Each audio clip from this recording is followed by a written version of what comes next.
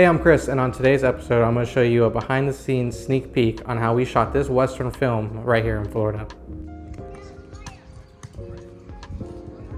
So when Raul reached out to me, he wanted to do this Western scene. He sourced out a location called Pioneer Village, and we went there and checked out just to see the key buildings that we wanted to shoot in. On that day, we didn't actually have the location secured. Raul kind of used his smooshing magic and secured it that day. It did cost us a little bit of money, and I think it was around $300 for 6 hours. Raul had formed a relationship with LensPal, a camera shop that's here locally in Orlando, and we were able to source out a red Komodo and Canon CP1 Primes. We got the camera itself, a cage, and the lens. Reached out to a buddy of mine who actually had a red Komodo, and we were able to get him on the shoot as a B camera operator. So fast forward to production day, we had a pretty normal call time. It was around 10 a.m. I brought a lot of equipment on this one as well, just my own other than the camera. I actually had to strap a cart on the back of my hitch. That's how full my truck was. With 2 cameras, I'm gonna need 2 ACs, so I ended up sourcing out a second AC as well. With shooting on a red Komodo and Canon CP1 Primes, there's no autofocus, so we had to rely on wireless focus system. So we also sourced out 2 Nucleus M's for this shoot. To make it as efficient as possible, we rigged each camera with a wireless solution. So that way we could send the video feed straight to the client monitor. One camera had a Hollyland wireless transmitter and the other one was a Teradek, both sending signal into a HDMI splitter to a director's monitor. This made it to where Raul could keep tabs on the shoot and continuity and how the day went. So this is the first shot of Rex waking up in the morning where he terrorized the town and he's getting up because he heard the train and he's about to leave. But what happens is that he runs into the sheriff. So come in here. So this in here is the whole house. Hey, I'm Jake. I'm playing the sheriff today on set and part of the talent. Generally, I act and I write brief films as well. I'm really looking forward to today's shoot. It's been fun. It's my first Western. Really excited. Raul's awesome, super cool guy, and an incredible crew we have here. It's gonna be an awesome time. I play the drifter. This is gonna be a good thing. I have a feature actually in the works, so this kind of works out really well for me. But the crew, the cast is really got a good connection here. And you're gonna see some really hot stuff. From the top? From the top, but don't move. Just dialogue from the top.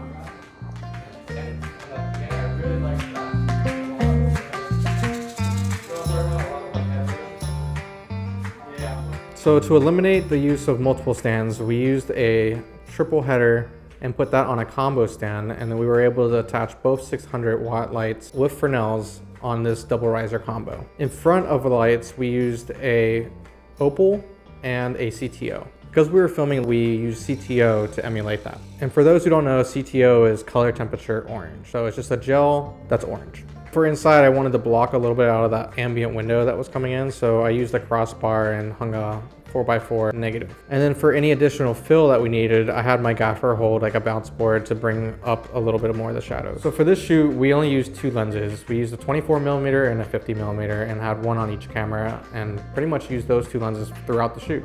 Since I was on sticks, I primarily was on the longer lens, which is a 50mm. And on a red Komodo, that equates to around an 85mm. Our 24mm was on B camera, and that was on the easy rig, so that gave us a wider look.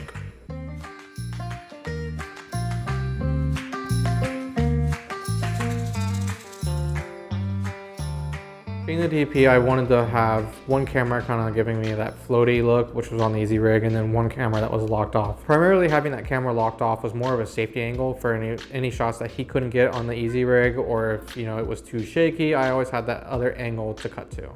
So after that first scene, the next scene that we went into didn't have any lighting at all actually. We just used all natural light. Luckily the location had some windows to let in some ambient lighting. So we were doing exterior scene. We are kind of towards midday. Our sun's kind of like 12 o'clock. But we have to scrim our subject. It's a little too hot to stop him down on a stop. And then I'm trying to throw a mirror board right here for an edge. And that'll separate the background from our subject. And I think I failed here, maybe starting on negative for some contrast. So it's our setup, 2 camera setup, tripods, red Komodos, 50mm, 24mm, using all natural light. Just using what you have around you and not having depending on lights.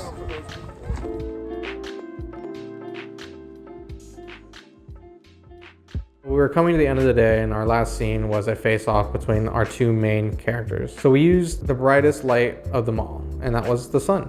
Doing outdoor scenes is probably one of the hardest scenes to light because you need to diffuse the light unless you have clouds. So for this scene, we pretty much just used all natural light. We used one 8x8 frame and two 4x4 mirror boards. The 8x8 frame was our key source of diffusing the light, and then we used the sun as well to hit the mirror boards to give us the hard edge that an HMI would do. Great thing about mirror boards is, well, you're able to use the sun to get a really hard direct source, and if you have a gaffer or another grip operating them, you can use them as a hair light or a catch light. For this scene, we also used a 4x4 floppy to put on the side of our talent to give a little bit more contrast in our scene. So some key takeaways from this project. I realized that walkies are so important, and unfortunately we didn't have any on this project. We kind of pulled things together. So the next key takeaway that I have is don't forget about power. We had a hard time trying to source out power here at this location because some of the outlets just weren't working. So our gaffer used a multimeter to check out all the outlets around us to see which ones were working. So my last key takeaway for this project is don't be afraid to use the sun, especially if you have the tools to do the job. So luckily we did have an 8x8 frame, so that was able to diffuse our light. Because without that frame, we wouldn't have been able to do that shot. If you're a filmmaker and you love what you do, it shouldn't matter if you're working for free to build up your portfolio. Now, I'm not saying do this for every project, but to build your portfolio and to show others what you can do, working on a passion project is a great way to just show your skills. You have more freedom to make creative decisions, and there's not a client behind your back, so you're the one that ultimately gets to call the shots. So that's the recap on how we turned this Florida location into a Western shoot. I just wanted to tell you guys thank you, really, for bringing our vision together and working together as a team, and it's been great. So I just wanted to tell you guys from the bottom of my heart, thank you guys so much, man. We love you too, Raul. Amen.